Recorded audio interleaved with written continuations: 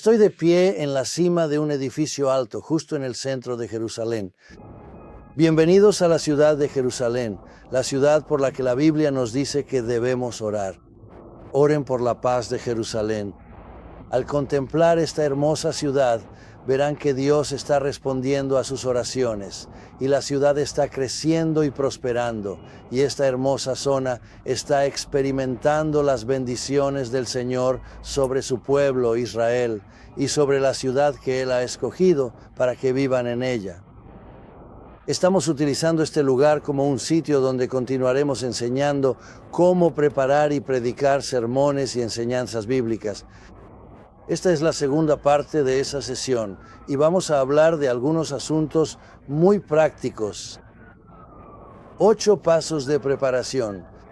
De modo que cuando estemos en el púlpito y entreguemos la palabra de Dios al pueblo de Dios, ellos hayan venido, hayan dedicado tiempo para llegar a la iglesia, hayan invertido tiempo en vestirse y prepararse para estar en la iglesia. Y nosotros los recompensaremos con un sermón bien preparado, un sermón que tenga información, un sermón que haya sido preparado cuidadosamente.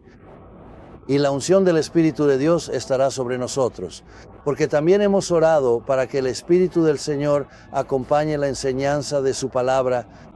Así que las personas que han hecho el esfuerzo de venir y escucharnos serán recompensadas al recibir nueva enseñanza, nuevo ánimo y nuevas fuerzas para su desarrollo y crecimiento cristiano. El primer paso es la selección de un texto. Toda la Biblia es inspirada por Dios. Toda la Biblia es verdadera. Toda la Biblia es igualmente verdadera. Pero no toda la Biblia es igualmente adecuada para predicar. Hay partes de la Biblia que son muy factuales. Es información que necesitamos, pero no necesariamente va a ser inspiradora para el pueblo del Señor escucharla. Esas secciones de la Escritura, los primeros 10 capítulos de Crónicas, por ejemplo, hablan de que este hombre tuvo un hijo y ese hijo tuvo a otro hijo. Y luego en la siguiente generación estaban estos hijos y estas hijas. Y sigue, dando genealogía. Es importante para nosotros saber que Dios era organizado y que el pueblo de Dios llevaba buenos registros. Pero probablemente no sea sabio que usemos ese tipo de escritura para tratar de enseñar y animar a las personas a vivir vidas piadosas. Sin embargo, curiosamente, en medio de toda esa genealogía, hay una pequeña sección que habla sobre Jabes y nos da 5 ideas sobre cómo buscar al Señor y cómo tener las bendiciones de Dios en nuestras vidas al observar la oración de Jabes. Así que, incluso en una historia de genealogía, podemos encontrar algo que es muy valioso. Y las culturas tienen diferentes maneras de ver las distintas secciones de las Escrituras. Podríamos leer Mateo y ver cómo la genealogía comenzó con una persona, luego pasó a otra y así sucesivamente. Y luego, finalmente, nació el Hijo de Dios. Podríamos pensar que eso es mucha genealogía aburrida, pero en algunas partes del mundo leerían toda esa genealogía y dirían, esto debe estar conduciendo a alguien muy importante. Y de hecho, está conduciendo a alguien sumamente importante. Así que, cuando elegimos el texto para enseñar y predicar, debemos tener cuidado de encontrar un texto que sea útil e inspirador, alentador e informativo. Pensemos por un momento en Job capítulos 1 y 2. Información muy importante. Es bueno para nosotros saber que Dios tiene el control y el diálogo espiritual que tuvo lugar entre Satanás y Dios. Y el entendimiento de que Dios dio permiso antes de que Job fuera probado, y el hecho de que Dios limitó a Satanás en la tentación que podía traerle a Job.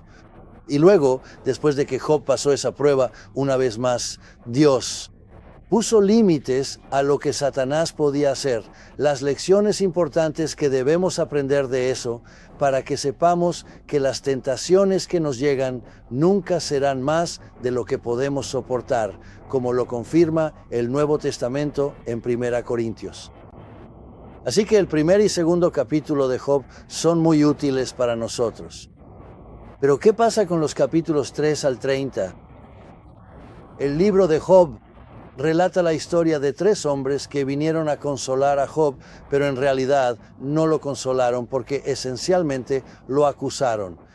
Le dijeron: Job, si no hubieras pecado, probablemente no estarías experimentando todo este sufrimiento. Seguramente este sufrimiento es una indicación de que has pecado en tu vida. Ahora bien, ¿hay algo en los capítulos 1 y 2 del libro de Job que nos lleve a creer que Job estaba sufriendo a causa del pecado en su vida? No. En esos 2 primeros capítulos queda muy claro que Dios quedó impresionado con Job, que Dios se complació con Job, que Job era un hombre piadoso que sirvió al Señor y resistió el mal. Así pues, el mensaje de Job no es que si sufrimos seguramente hemos pecado y que nuestro pecado producirá sufrimiento. No. El mensaje de Job es que si sufrimos debemos ser fieles y constantes y perseverar en nuestra fe en Dios. Aunque Dios me mate, aún así confiaré en Él. Saldré puro como el oro. En el libro de Job hay lecciones positivas que podemos aprender. Vas a tener en cuenta parte de lo que dijeron los 3 amigos en los capítulos 3 al 30 y usar eso para decirle a la gente que si están sufriendo es porque han pecado. No lo creo. No creo que eso sea lo que debamos hacer.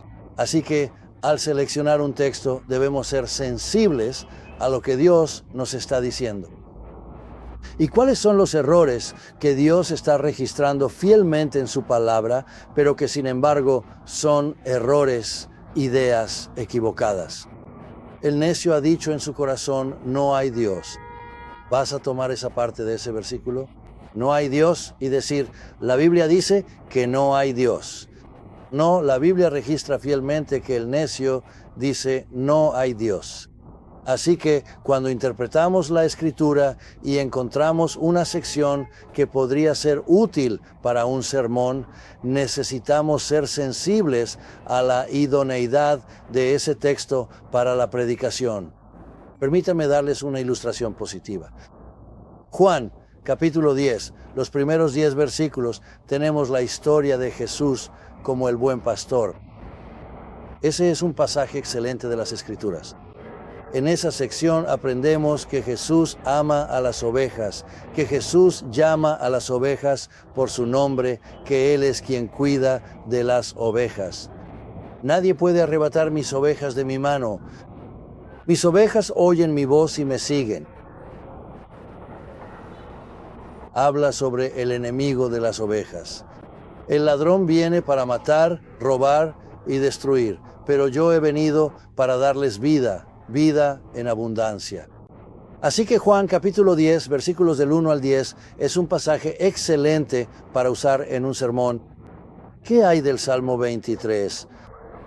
El Señor es mi pastor, nada me falta. A lo largo de todo el Salmo 23, tienes pensamiento tras pensamiento tras pensamiento, oración tras oración tras oración. Hay un buen progreso a medida que avanzamos desde el Señor es mi pastor hasta el último versículo. Moraré en la casa del Señor para siempre. El Salmo 23 es un pasaje excelente. Puedes encontrar muchas buenas ideas en esa sección para predicar. Así que usa eso. Volvamos a Juan. El capítulo 15 de Juan habla de: yo soy la vid, ustedes son las ramas. Mi Padre es el jardinero. Toda rama que Él encuentra que no da fruto, la corta, la poda y la hace más fructífera.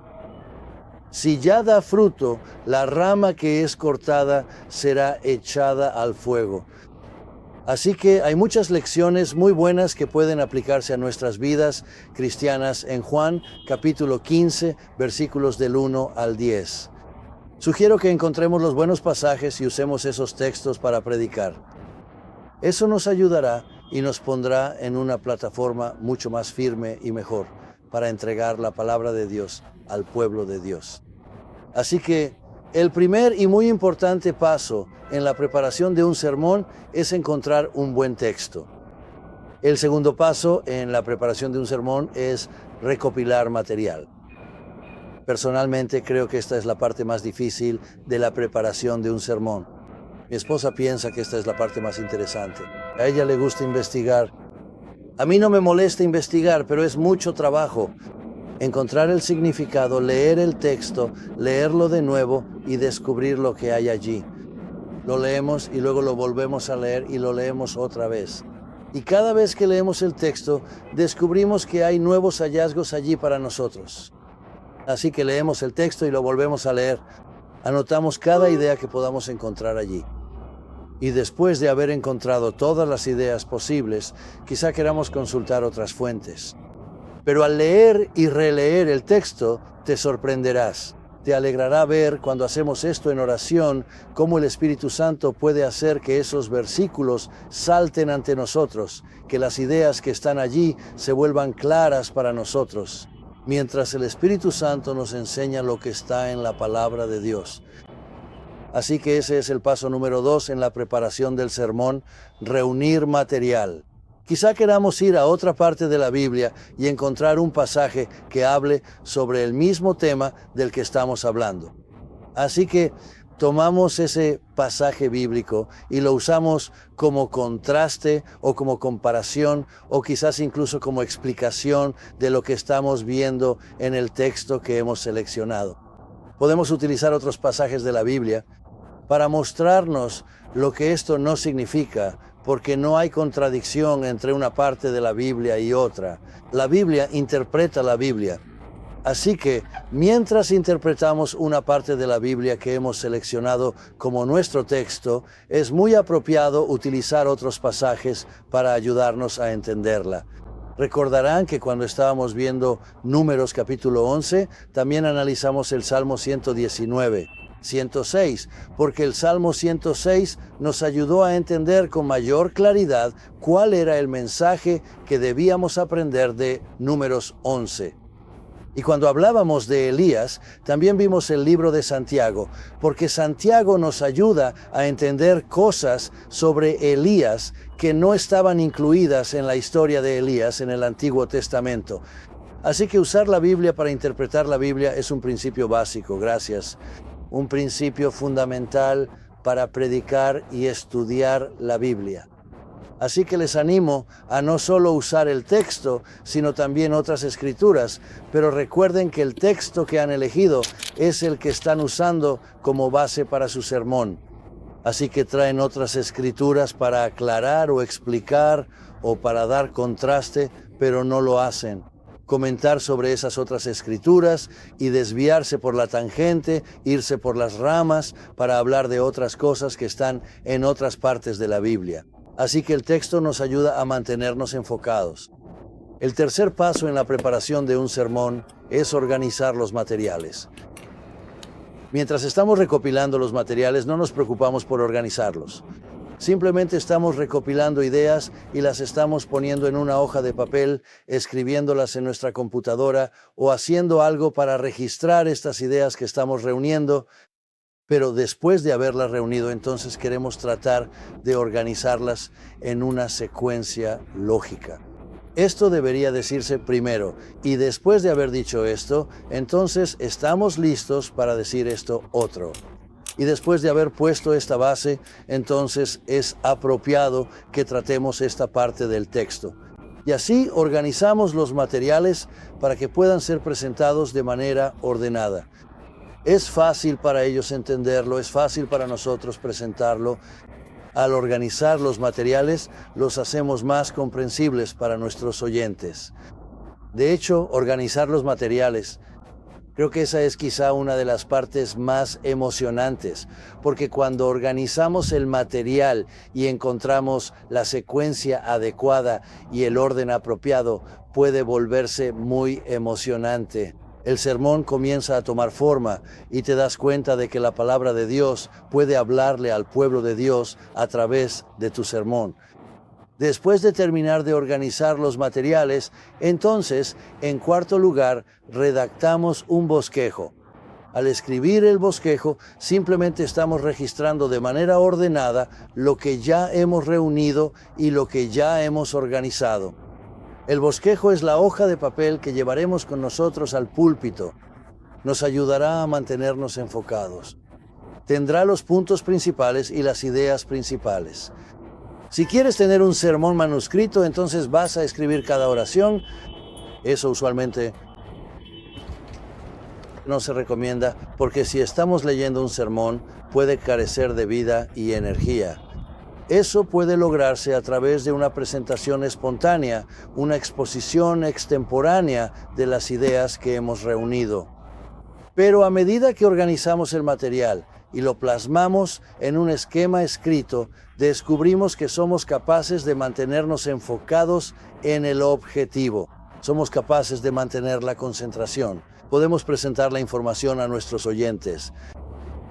Podemos mantener un buen contacto visual con ellos porque no estamos limitados por este esquema. Más bien, el esquema nos está ayudando, nos está beneficiando. Con solo echarle un vistazo podemos encontrar cuál es el siguiente tema del que queremos hablar. Y así podemos mantener un buen contacto visual mientras hacemos la presentación. Después de haber escrito el esquema, entonces redactamos la introducción y la conclusión. Ahora, esto puede sorprenderte. Quizás te preguntes, ¿por qué no escribimos la introducción al principio de la preparación del esquema? ¿Por qué no escribimos la conclusión después de haber terminado de escribir el resto del esquema?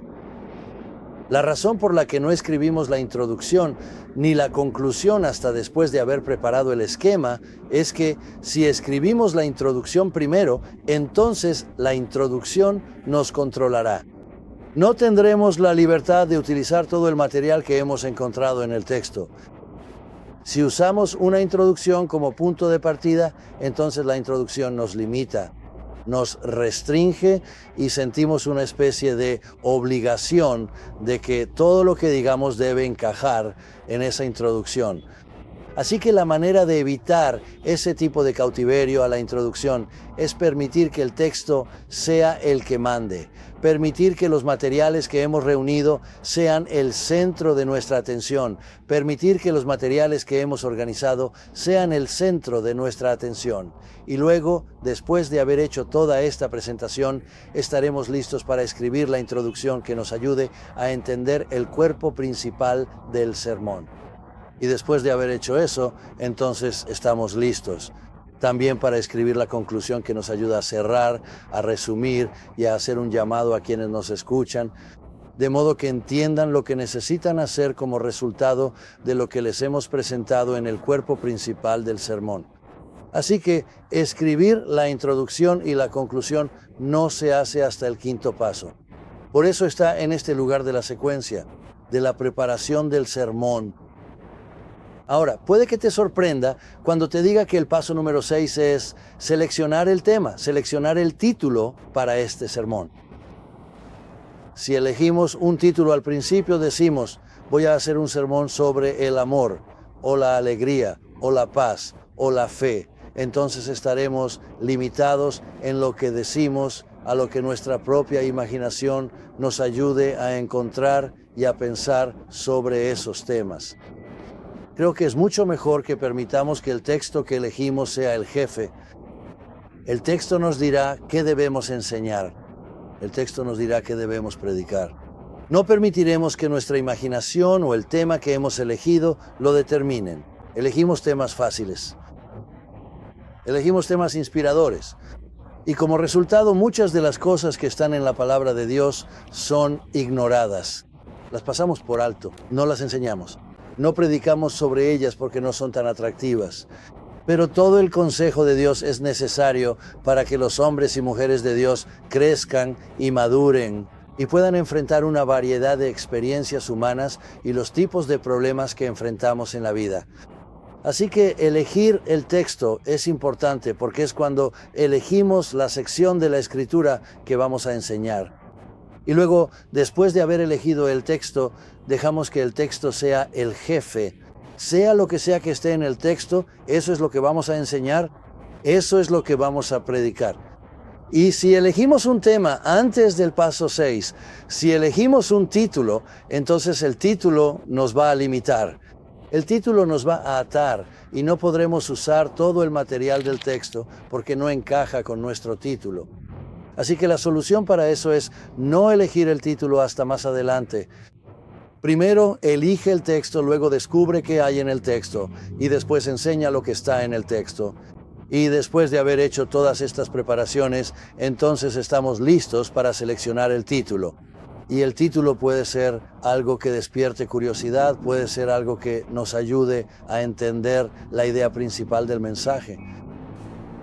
Después de haber hecho esos 6 pasos, entonces estamos listos para el paso número 7. El paso número 7 es leer y releer el texto. Leer y releer el bosquejo. Te sorprenderá descubrir que encontrarás cosas en el texto y en tu bosquejo el miércoles que no viste el lunes. Encontrarás cosas el jueves que no viste el martes. Así que lunes, martes, miércoles, hasta el viernes o sábado, cuando estamos preparando este sermón, un poco cada día, permitiendo que el Espíritu Santo nos enseñe, permitiendo que la palabra de Dios hable por sí misma. A medida que avanzamos durante la semana, veremos que con el tiempo esas ideas que están en el texto cobran vida para nosotros. Y para cuando estemos listos para predicarlo el domingo, nuestro corazón y nuestro espíritu estarán llenos de este maravilloso mensaje de la palabra de Dios. Así que leer y releer el bosquejo es un importante 7º paso, porque encontraremos cosas que no habíamos visto antes. Ahora, en el paso número 8, no estoy sugiriendo que empecemos a hacer esto después de haber realizado los primeros pasos, los primeros 7 pasos. En realidad, el paso número 8 comienza desde el principio. Lo estamos haciendo a lo largo de todo el proceso. El paso número 8, en el esquema que estoy usando ahora para enseñarte estos 8 pasos, es la oración. Pero eso no significa que oremos después de haber hecho estas otras cosas. Comenzamos con la oración. Señor, ayúdame a encontrar un buen texto. Ayúdame a encontrar el texto que, tú sabes, las personas que van a escuchar lo que predico necesitan oír. Ahora, Señor, después de haber hecho eso, ayúdame a encontrar todas las buenas ideas. Y mientras reúno el material, ayúdame a encontrar esas ideas para que mi gente que escucha lo que tengo que decir pueda ser alimentada, pueda ser renovada y pueda ser animada. Ahora, Señor, necesito que me ayudes mientras organizo estos materiales. Ayúdame a ponerlo en una secuencia lógica para que fluya gradualmente y con facilidad, y el sermón vaya construyéndose y que esté listo para hacer un buen llamado y una buena conclusión al final. Ayúdame a organizar estos materiales. Necesito tu ayuda. Y luego, en cuarto lugar, ahora, Señor, ayúdame a escribir un buen bosquejo.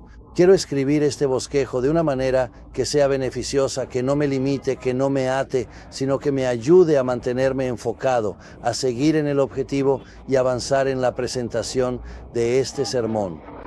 Luego, Señor, ayúdame a escribir una buena introducción. ¿Cómo puedo introducir este sermón? ¿Cómo puedo escribir una buena conclusión? Ayúdame a escribir una buena introducción y una buena conclusión, para que las personas estén preparadas para el mensaje tanto por la introducción como por la conclusión. Ellos se dan cuenta de lo que necesitan hacer como resultado de la información que les he dado en el sermón.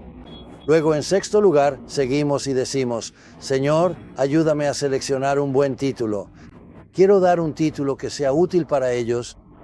Y luego, Señor, ayúdame mientras releo el texto y mientras releo el bosquejo. Ayúdame a ver todo lo que pueda haber pasado por alto. Dame la sabiduría y el discernimiento para captar todo. Y finalmente, Señor, mientras hablo, ayúdame a decir lo que debe ser dicho.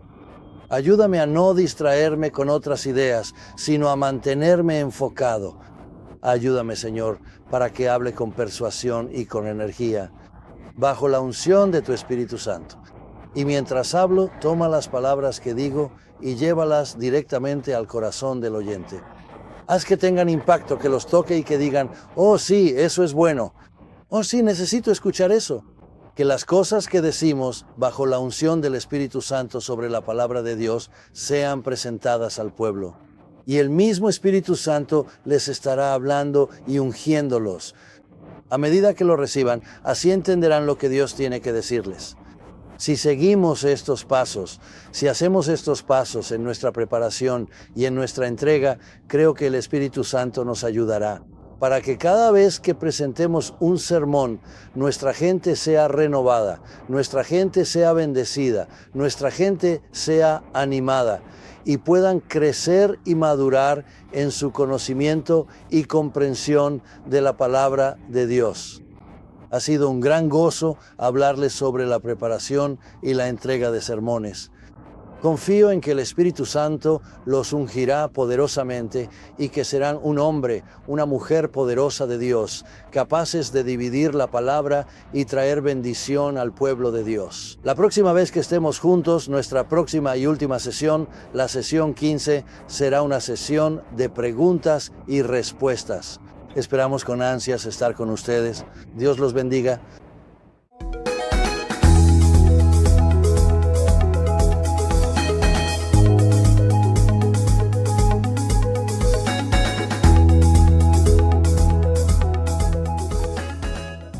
Aquí estamos en el Shuk, en el centro de Jerusalén, y esta es Shonomi, este es John y esta es Nomi.